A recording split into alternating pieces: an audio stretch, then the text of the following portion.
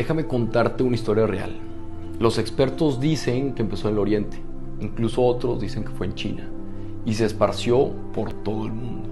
Y había pánico en las calles, y los gobiernos no sabían qué hacer, y empezaron a cancelar eventos, festivales, reuniones, y la economía se derrumbó. Y las personas se dieron cuenta de su propia fragilidad. ¿Te suena familiar esta historia? Te acabo de narrar un poquito de lo que fue la peste antonina, una pandemia que atacó el Imperio Romano en el año 165 después de Cristo. Y esta pandemia lo que hizo fue que asesinó entre 10 y 18 millones de personas.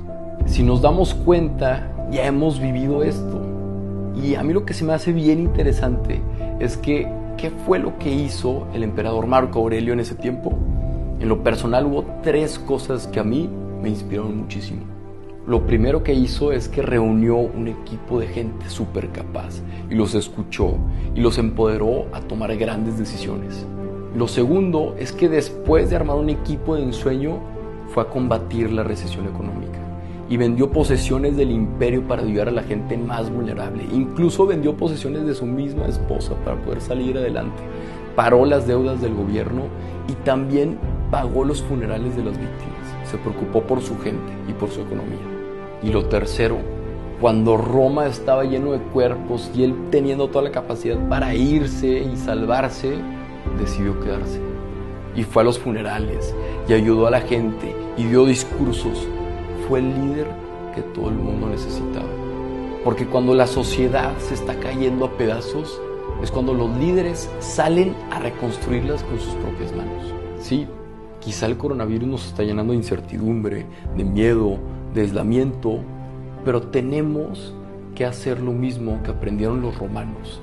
Tenemos que hacer equipo, tenemos que colaborar, tenemos que ser solidarios, tenemos que ver por los más vulnerables y ayudarnos entre nosotros, pero sobre todo tenemos que ser más humanos y empatizar y colaborar y ayudar.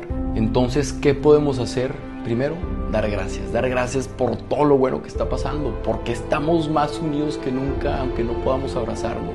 Dar gracias por todos los cánticos en los balcones y todas las iniciativas que están saliendo a partir de esta crisis. Y dar gracias porque nos estamos preocupando por nuestros mayores. Pero tenemos que formarnos, tenemos que investigar más a fondo, tenemos que ver las fuentes oficiales y tenemos que formarnos para poder ayudar a los demás. Y eso es lo más importante, el actuar. Tenemos que ver qué podemos controlar y qué no podemos controlar. Y así hacer lo mejor que podamos con lo que tengamos. Pero sobre todo, tenemos que ser esa persona que nuestro prójimo necesita.